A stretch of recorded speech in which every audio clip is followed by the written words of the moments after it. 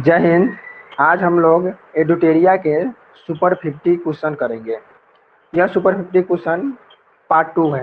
इससे पहले आप लोग पार्ट 1 नहीं देखे हैं तो आप लोग मेरे वीडियो में जाकर पार्ट 1 ज़रूर देखें। अगर वीडियो आप लोगों को पसंद आए तो लाइक और सब्सक्राइब भी कर लीजिएगा और अपने दोस्तों के पास में शेयर भी कर दीजिएगा। ठीक है, तो हम चलते हैं क्वेश्चन नंबर फर्स्ट की ओर। क्वेश्चन नंबर फर्स्ट है, यदि किसी क्षेत्र को मरुस्थल माना जाएगा, कब माना जाएगा, किस कंडीशन में किसी क्षेत्र को हम मरुस्थल कर सकते हैं। तो देखते हैं, ऑप्शन पढ़ते हैं। यहाँ ऑप्शन ए क्या कर रहा है, यहाँ बालू के टीले की प्रधानता हो। ऑप्शन बी है तापमान 42 डिग्री से अधिक हो। ऑप्शन सी है वार्षिक वर्षा 25 सेंटीमीटर से कम हो।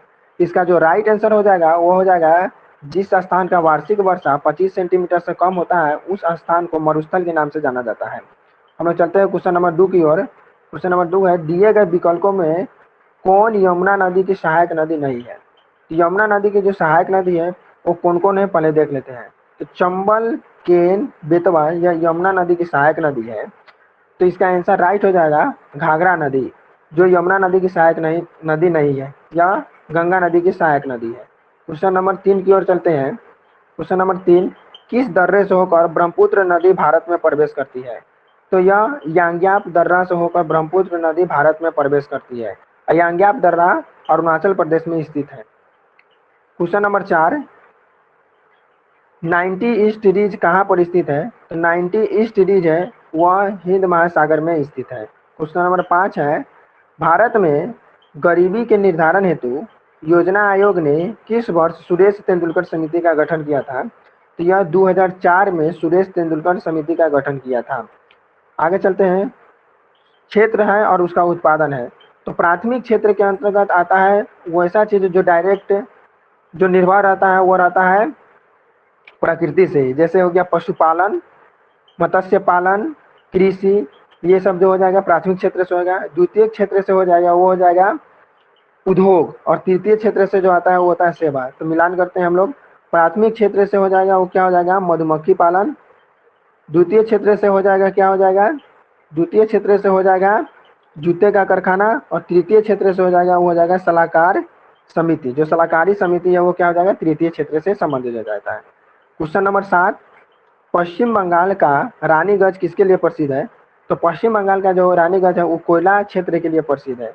तो यह 67वीं बीपीएससी एग्जाम में भी पूछा हुआ था कि रानीगंज पश्चिम कोयला का प्रथम खनन कहाँ पे किया गया था, तो रानीगंज में किया गया था। तो इसको याद रखिएगा कि रानीगंज किसके लिए प्रसिद्ध है, कोयला क्षेत्र के लिए। 8 नंबर क्वेश्चन है, कार्बन टैक्स लगाने वाला विश्व का पहला देश कौन सा है। तो कार्बन टैक्स लगाने वाला विश्व का पहला देश है फिनलैंड। इसको याद रखिएगा, फिनलैंड की राजधानी हो जाएगा हेलसिंकी। आगे चलते हैं क्वेश्चन नंबर 9 की ओर। क्वेश्चन नंबर 9 है, संविधान सभा के प्रारूप समिति के अध्यक्ष कौन थे। तो संविधान सभा के प्रारूप समिति के जो अध्यक्ष थे वह थे doctor Bhimrao Ambedkar. Question number 10 है, भारतीय संविधान में न्यायिक पूर्वावलोकन की व्यवस्था किस संविधान से लिया गया है। तो यह न्यायिक पूर्वावलोकन जो लिया गया है वह लिया गया है अमेरिका के संविधान से। आइए हम लोग चलते हैं क्वेश्चन नंबर 11 की ओर। क्वेश्चन नंबर 11, क्वेश्चन नंबर 11 क्या है, वित्त विधेयकों के बारे में विशेष उपबंध संविधान के किस अनुच्छेद में है। तो वित्त विधेयक के बारे में विशेष अनुबंध जो दिया गया है वह संविधान के अनुच्छेद 117 में है। क्वेश्चन नंबर 12 है, संघ और राज्य के अधीन सेवाएं संविधान के किस भाग में आता है। तो संघ और राज्य के बीच जो सेवाएं आता है वह भाग 14 में आता है। अब हम लोग देखते हैं सूची 1 को सूची 2 से मिलान करते हैं। बंदी प्रत्यक्षीकरण, बंदी प्रत्यक्षीकरण होता है कि किसी भी व्यक्ति को सशरीर 24 घंटे के अंदर कोर्ट के सामने प्रस्तुत करना है। परमादेश का मतलब होता है कि हम आदेश देते हैं। प्रतिषेध का मतलब होता है कि अधीनस्थ न्यायालय के लेख, और अधिकार पृक्ष का मतलब होता है किस अधिकार से। इसका आंसर हो जाएगा 4, 3, 2, 1। इसका राइट आंसर हो जाएगा डी। आगे चलते हैं क्वेश्चन नंबर 14 की ओर। क्वेश्चन नंबर 14 है, संसदीय शासन में वास्तविक कार्यपालिका शक्ति निम्नलिखित में से किसके पास होता है। तो वास्तविक जो कार्यपालिका शक्ति होता है वो किसके पास में होता है, तो वह प्रधानमंत्री को होता है। जबकि नाम मात्र का कार्यपालिका शक्ति होता है वो किसके पास में होता है, राष्ट्रपति के पास में होता है। क्वेश्चन नंबर 15, निम्नलिखित में से कौन एक संघीय बजट की तैयारी और उसे संसद में पेश करने के लिए उत्तरदायी है। तो ये है आर्थिक कार्य विभाग। यह संघीय बजट की तैयारी और उसे संसद में पेश करता है। आगे चलते हैं क्वेश्चन नंबर 16 की ओर। क्वेश्चन नंबर 16, उच्चतम न्यायालय के संविधान के निर्वाचन से संबंधित मामले की सुनवाई के लिए न्यायाधीशों की संख्या कितनी होनी चाहिए? तो न्यायाधीशों की संख्या जो होना चाहिए कम से कम 5 होना चाहिए।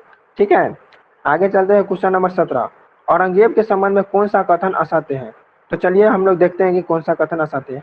ऑप्शन ए बोला है कि औरंगजेब सभी धर्मों को मानता था। ये सही है कि औरंगजेब सभी धर्मों को मानता था। इसने गुरु अर्जुन देव के फांसी दिलवाया था।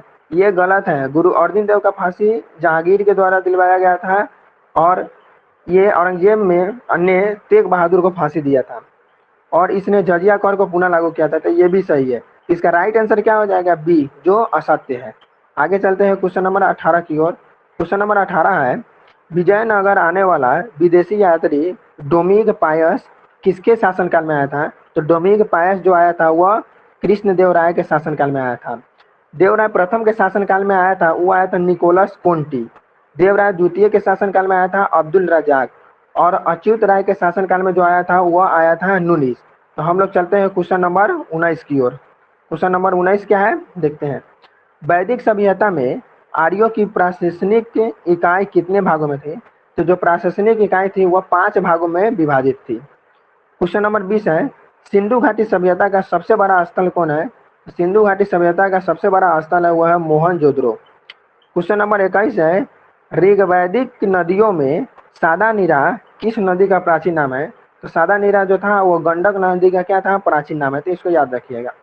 क्वेश्चन नंबर 22 है, महात्मा बुद्ध ने सर्वाधिक उपदेश कहाँ दिए थे? तो महात्मा बुद्ध ने जो सर्वाधिक उपदेश दिए थे वो दिए थे श्रावस्ती, जबकि प्रथम बार जो उपदेश दिए थे वो दिए थे सारनाथ में। आगे चलते हैं क्वेश्चन नंबर 23 की ओर। किस स्थान पर साइमन विरोधी जुलूस का नेतृत्व करते हुए लाला लाजपत राय पुलिस द्वारा लाठीचार्ज में मारा गया था? कहाँ पे? तो वह जगह है लाहौर।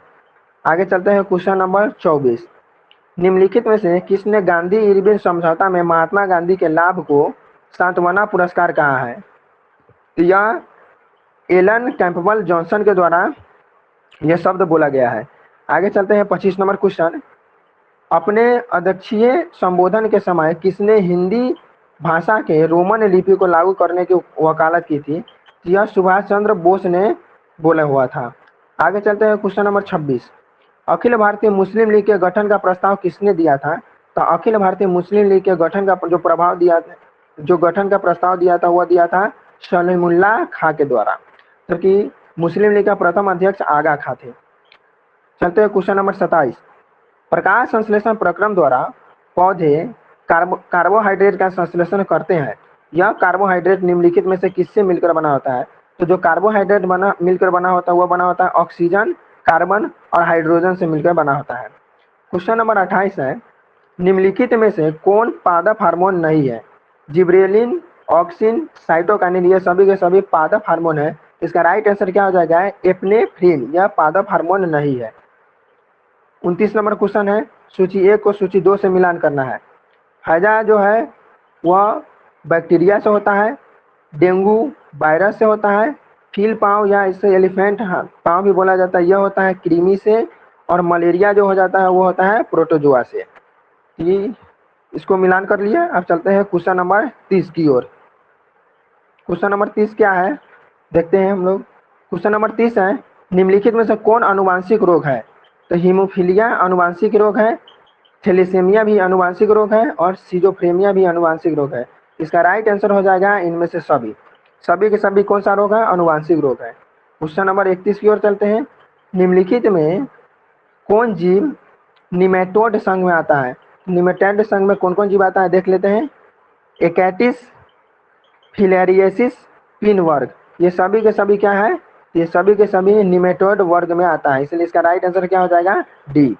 आगे चलते हैं क्वेश्चन नंबर 20, लार्वा में मुख्यतः कितने प्रकार के पाचक एंजाइम पाया जाता है?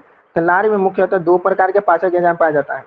एक एंजाइम मड को पचाता है, दूसरा जीवाणु को नष्ट करता है। आगे चलते हैं क्वेश्चन नंबर 33 में, निम्नलिखित में से किसे कोशिकीय ईंधन कहा जाता है? तो कोशिकीय ईंधन के नाम से ग्लूकोज को जाना जाता है। उसके बाद क्वेश्चन नंबर 34, अधिकांश कीट श्वसन कैसे करते हैं? तो अधिकांश कीट जो श्वसन करते हैं वह वातक तंत्र से करते हैं।